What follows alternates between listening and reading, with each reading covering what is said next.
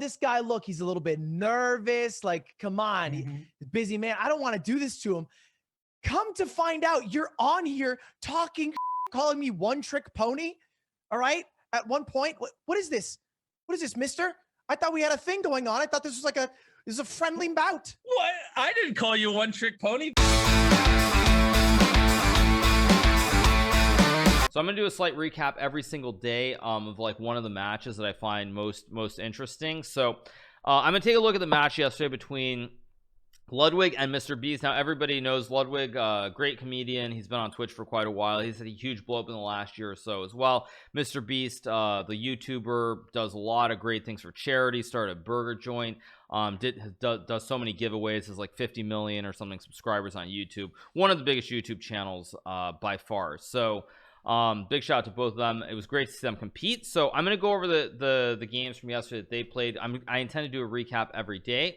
So this first game was E4 D5. Now one thing that I would say that is interesting is that Mr. Beast and Rubius have both played the Scandinavian defense. Now in the match between XQC and Rubius, Rubius played knight f6 and tried to play the Portuguese, whereas Mr. Beast very simply took. Now I think it's worth noting that objectively I think the Scandinavian is a very difficult opening to play in many ways as a beginner.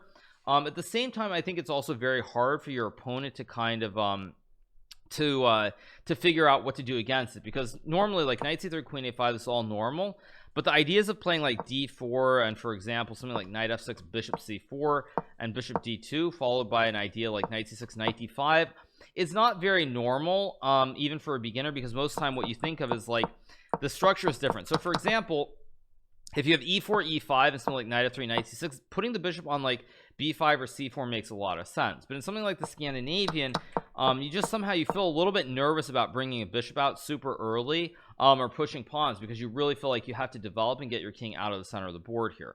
So I really do like the idea of playing the Scandinavian if you're new, because if your opponent's not ready for it either, the odds of them playing the correct moves where you can end up in trouble very quickly are you know, they're not easy to find. So knight f3 is what Ludwig played, normal moves, knight c6, and now bishop e2. Now objectively bishop to b5 is very good. I'm not going to go into depth of why it is, but the reason that I remember bishop b5 being so strong is because I believe it was in 2013, I believe it was, I was playing this FIDE Grand Prix event in Zug, Switzerland. It was in the countryside, sort of in the middle of nowhere, and in one of the mid to late rounds I was playing against Rustam Kasimjanov, the trainer for Fabiano Caruana. And in that game I sort of was like, you know, I want to play something different. I want to do something that's not, you know, not on the beaten, something that's off the beaten path. And so in that game I decided to play knight c6 on move 1. I had the black pieces. Now unfortunately in the game Rustam played knight f3 and then I played e5 and we just got a normal kind of game with transpose into e4 e5, boo-hoo. But the reason I remember this is because during the game, or sorry, not during the game, before the game, I was looking at this. I was trying to figure out if I could play knight f3 d5 on move 2. Unfortunately, after pawn takes, queen takes, knight c3, you'll notice that after queen a5 we actually have transposed in the same position via a different move order into the game. So as you'll see, this is exactly the same position. It's just from a different order. Now the reason I didn't play this in the game is because I did actually look at this bishop b5 move, which is very strong and very good for white. So people who do play more of the intermediate players who are worried about their opponents maybe playing Scandinavians with like queen a5 and knight c6, remember that if you go bishop b5 right here, it is very good for white. So just keep that in mind. All right, so back to the game. So here Ludwig played bishop to e2, which is pretty reasonable. Why though? The reason that it's really good is because you get really fast development in the center and you can put a lot of pressure on the diagonal. That's the reason. So but anyway, that's just for people who are intermediates who watch video and are like, well, you know, maybe some this might happen in my club game. And it's like, if you're an intermediate player, you can definitely look at bishop b5 there, and it's very good for white. So bishop e2, bishop f5, again, very normal moves, very good development by Mr. Beast. Just developing the bishop, trying to castle the king. Again, not objectively the best way to play the position, but it's very free-flowing and easy to get your development in a hurry. So a3 castles. Ludwig plays d3, and this again is kind of the point too behind this opening, is that if your opponent with white doesn't know how to punish you right away, and they play like bishop e2 and d3, which by the way is very logical, black is generally doing very well here. So now e5, bishop d2 played by Ludwig. Great move, by the way, to now potentially move the knight and hit the queen. Knight f6, knight to e4, and now queen to d5. Now all of this is actually not the best way for white to play, and this is one thing that resembles the XQC Rubius match as well, which is when you end up with kind of this imbalance of sort of kings going the opposite way, and you end up with these pawns like this against like a queen, knight, and this setup. You almost always want to push pawns like a3 and b4 to attack the queen and take space on the queen side. So to give a comparison, let me see if I remember from right off. There was the XQC game, which was knight f6, knight c3, bishop g4, knight f3. I believe it was takes, something like d3, knight c6, h3, bishop h5. I think it was g4, bishop g6, bishop f4, castles, bishop g2, e5, bishop e3. Now again, what we saw in that game is you end up in a position where black, again, you see how their pawns, a knight, a queen, and black is castled this way. It's like you have no pieces, like your knights and your bishops are all over on one side, and you have nothing really on this side. It's a lot of empty space here.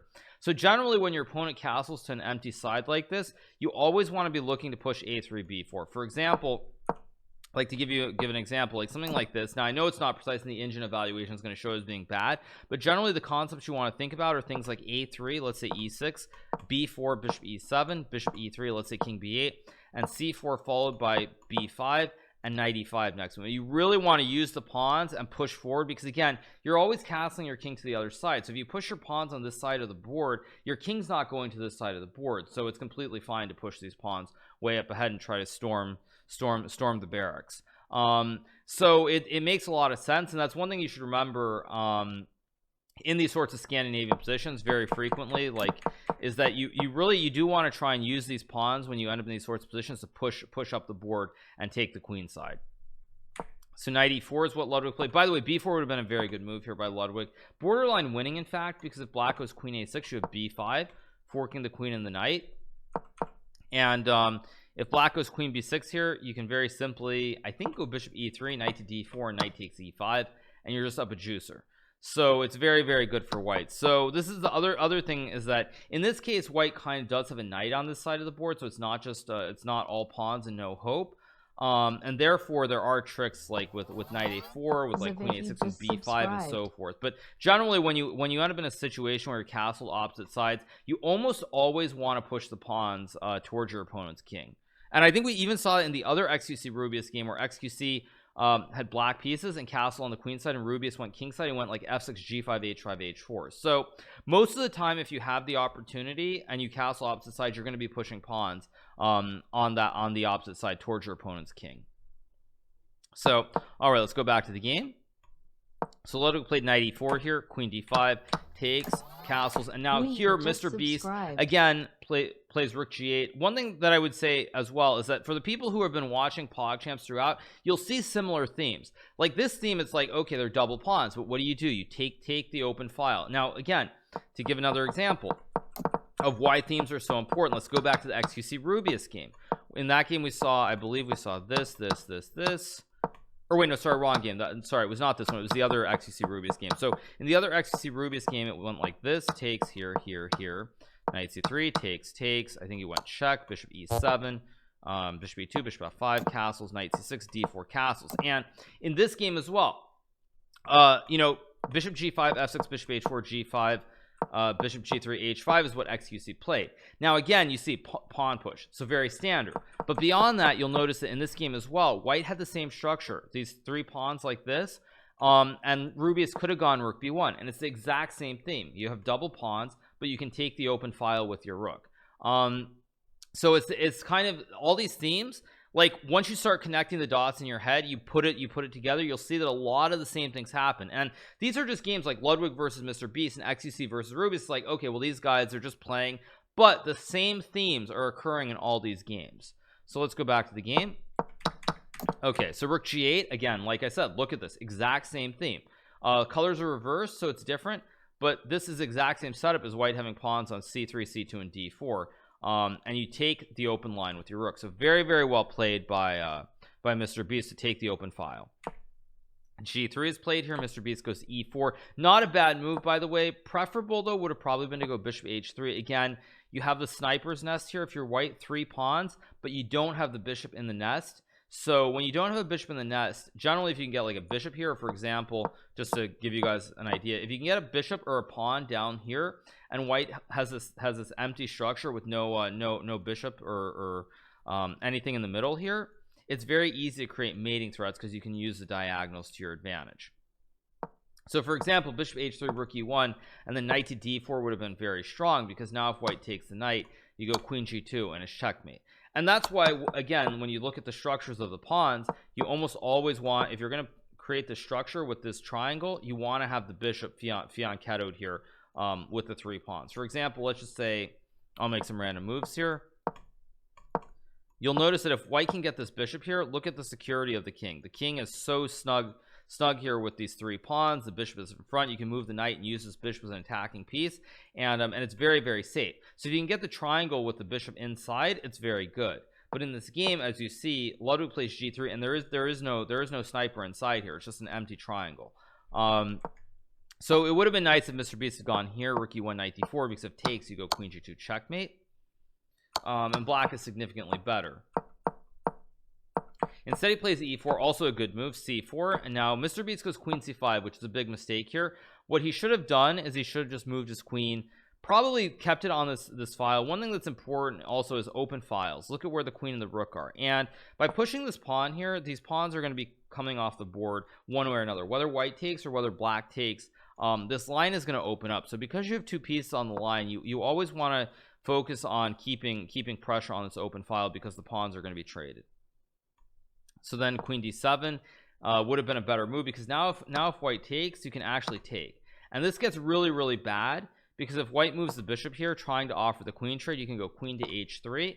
Let's just say white goes queen to c1, and now you go knight e5, and there's massive pressure here. You're threatening again the same classic checkmate. Knight takes queen g2 with the bishop and the queen, and if white moves the knight back to e1, for example, I think there are many ways to win. You can play like knight g4 here.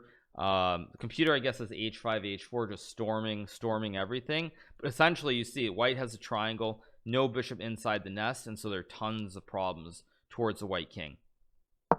Instead, Mr. Beast goes queen c5, bishop e3, and now he sacks. Amazingly, Ludwig saw this during the game. Mr. Beast missed it, but one thing that you very rarely see in an event like Pogchamps is the imbalance where someone can give up a queen and get multiple pieces in return. Now, as we know, bishops and knights are worth 3, so what Mr. Beast could have done here was he could have taken. That's 1 knight for 3. You give up the queen, that's 9.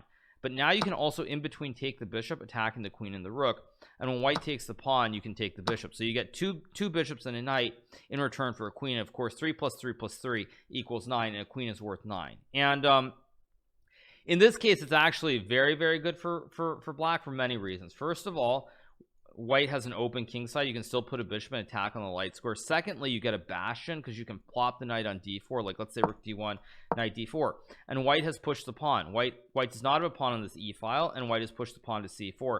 So now white can never push the pawn back and remove the horse, and you can't get a pawn to the e file to attack the knight either. And quite simply, this bastion, this outpost, is really, really strong for black. So Mr. Beast, unfortunately here, he takes the bishop. Not the best move. Of course, he also could have just moved his queen out of the way to a5 or e7.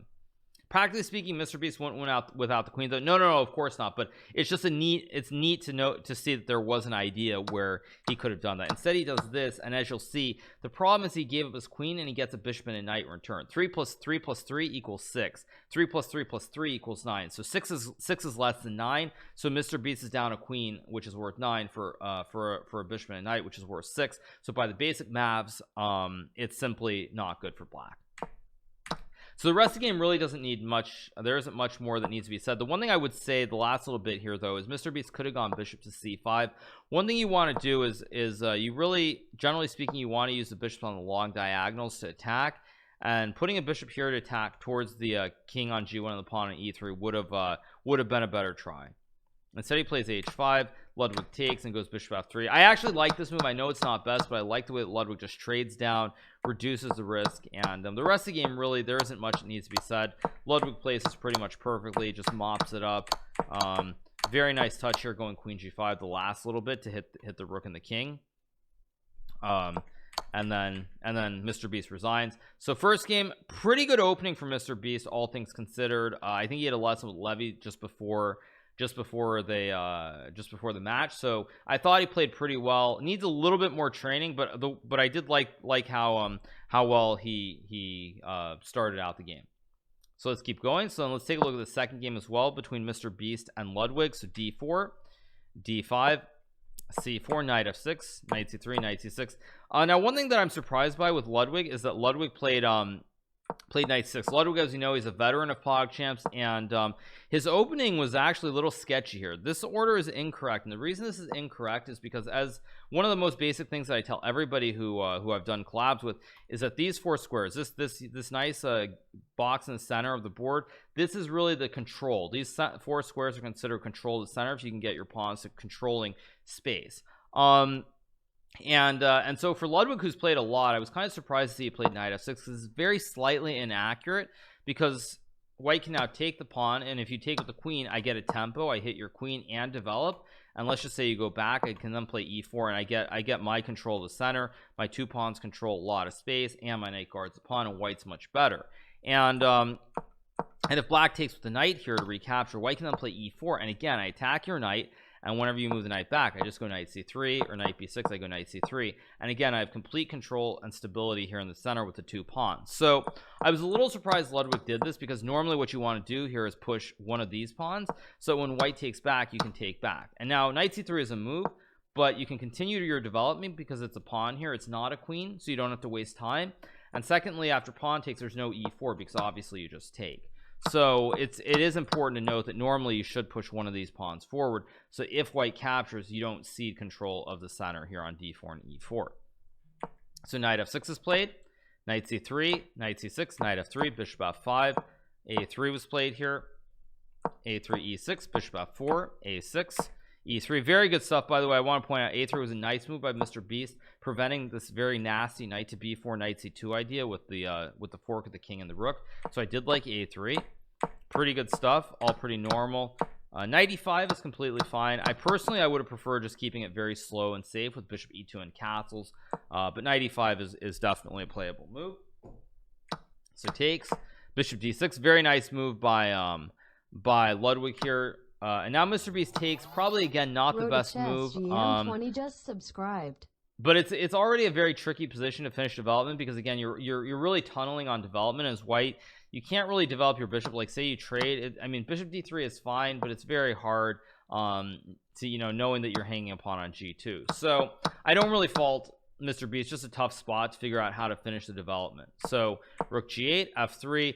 Now this was a big mistake, and I cannot stress enough that this is one of the most important things to try not to forget, is this notion of the check. It doesn't matter whether you're white or black, but you have to always be aware that if you push an f pawn, you have to be aware of this diagonal, because it's so dangerous when there are checks like queen h4. So Mr. Beast takes, or Ludwig takes, Mr. Beast takes on e4. Now queen h4, great find by Ludwig, of course, creating this double attack.